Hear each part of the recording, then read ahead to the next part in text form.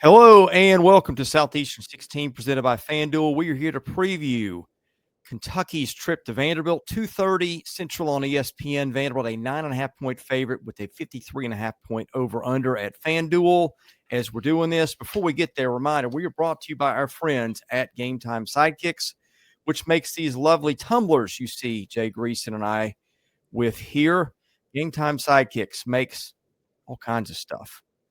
They make stainless steel sippy cups, tumblers, 40-ounce bottles, shaker cups, officially licensed stainless steel drinkware. Every SEC school, 350 other universities. SE16 gets you 20% off your entire order at GameTimeSidekicks.com. Jay Greason, interesting matchup here. Vanderbilt coming off a bye week after a wild win over Auburn. Kentucky continuing to play well since getting blown out by Tennessee in Lexington. Cats have won 3 straight, and not the pushover I think a lot of people would have expected Kentucky to be at this point of view. This is a game with a single-digit spread now.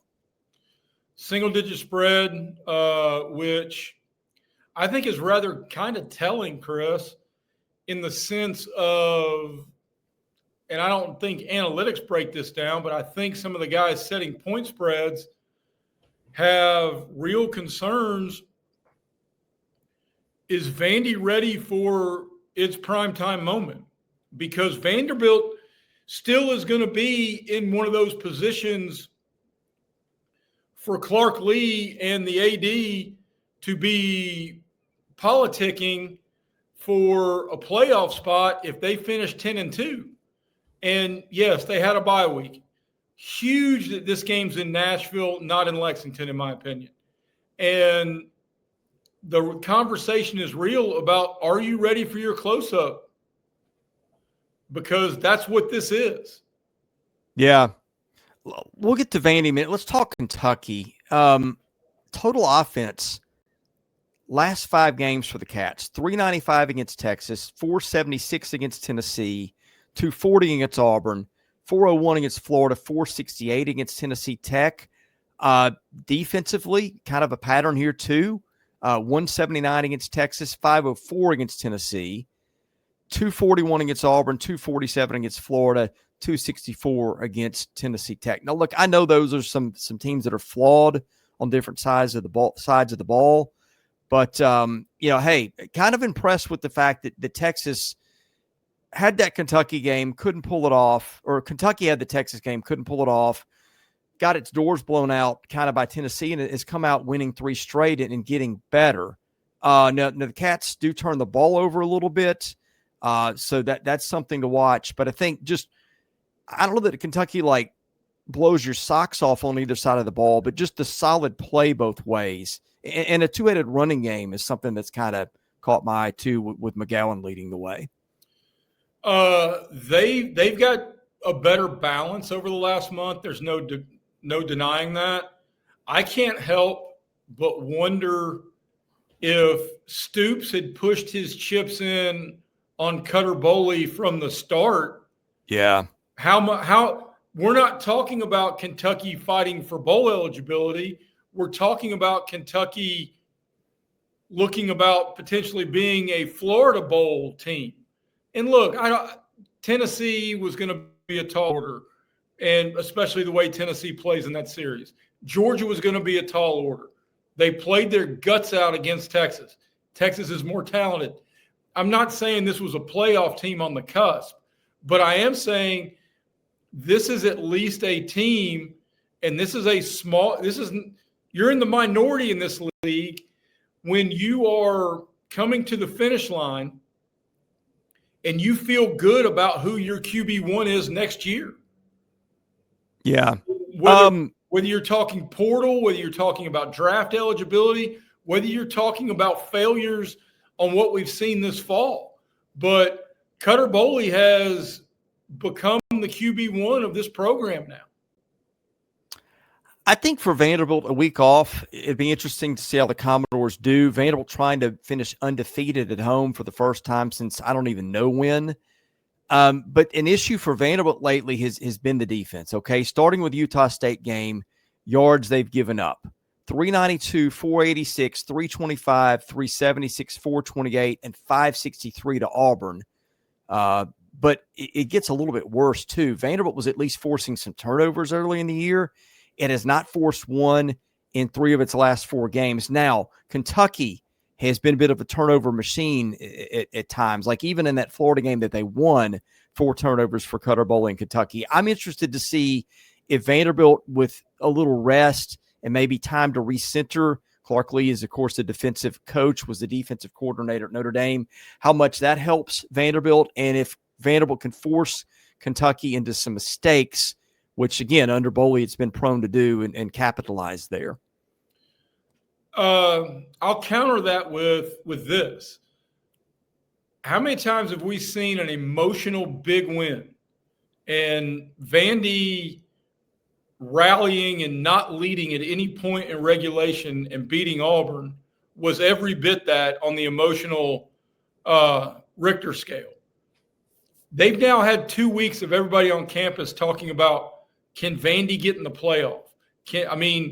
This is one of those moments, and I think Clark Lee's up to it by everything I've seen outside the program, of handling the emotions of hearing how great you are, which is one of the biggest struggles for college football coaches, because you've got to remember, with the exception of Diego Pavia, the rest of their roster are 18 to 23-year-old kids.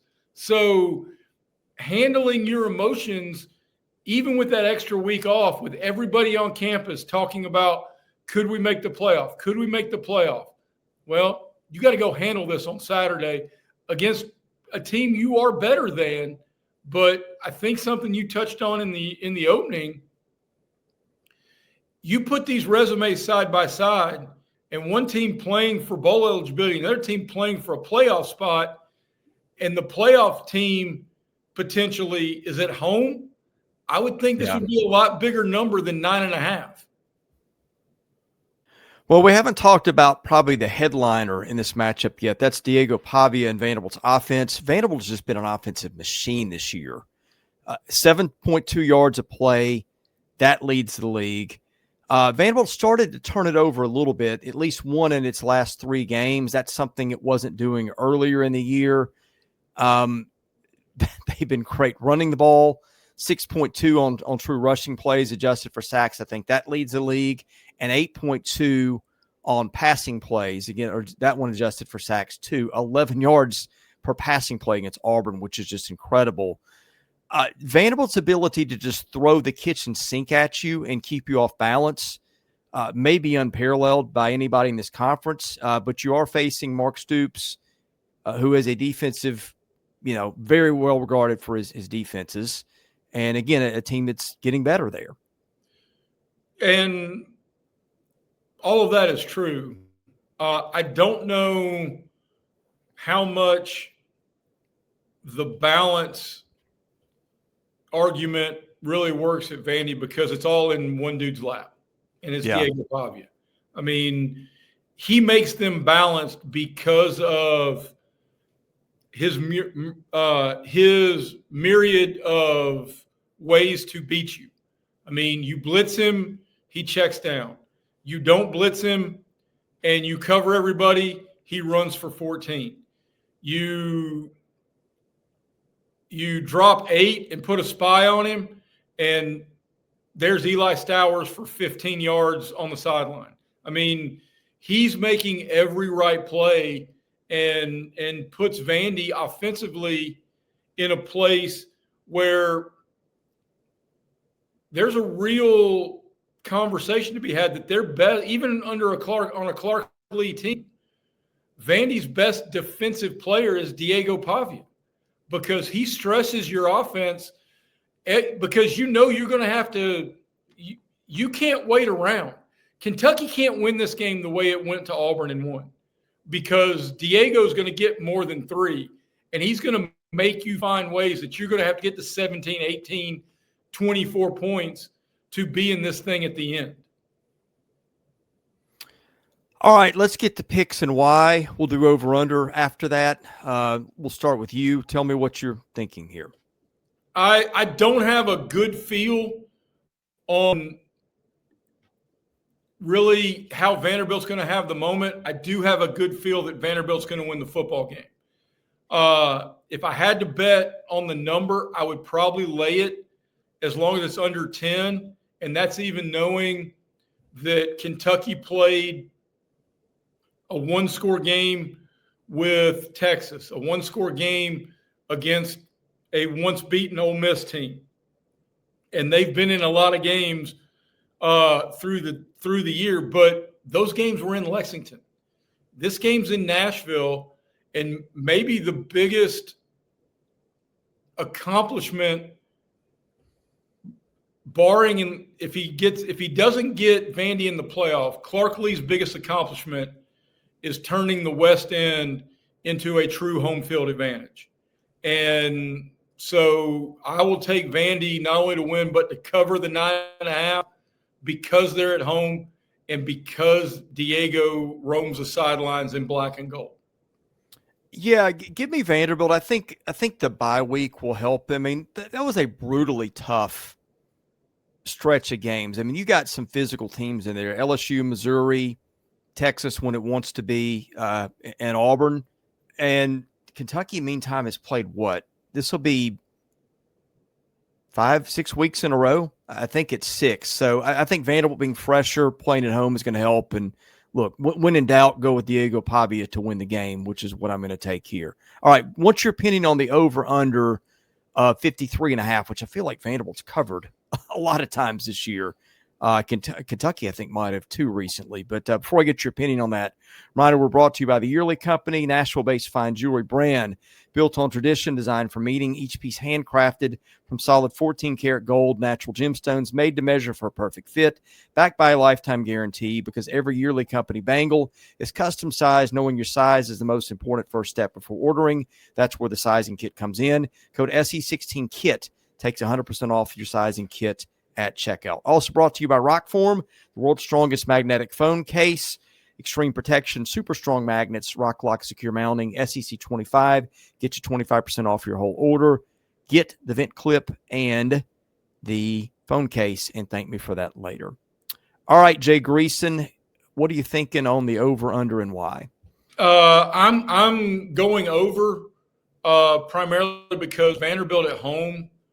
If you take the Missouri game out, which became an unbelievable slugfest with Missouri running the ball whenever humanly possible, Vandy at home's lowest scoring total is 31, and they're averaging well north of 40 a game at home. I think Kentucky has improved. But I like Vandy to cover, and I like this game to be 40-24, somewhere along those numbers. And, again, it's because Diego Pavia is prominently involved. Yeah, I just think Vanderbilt started to play fast when it needs to, and, man, it can score at a blazing fast pace. I think they've got that in their pocket. I think the possibility of turnovers, as we've talked about, it could create some short fields and maybe a defensive TD or something for somebody. Give me Vandy in the over, too. We'll be here to wrap it up when it's over, so be sure to subscribe here and, of course, enable your notifications. Thank you guys for watching. God bless you. For Jay Greason, I'm Chris Lee. You've been watching Southeastern 16, presented by FanDuel.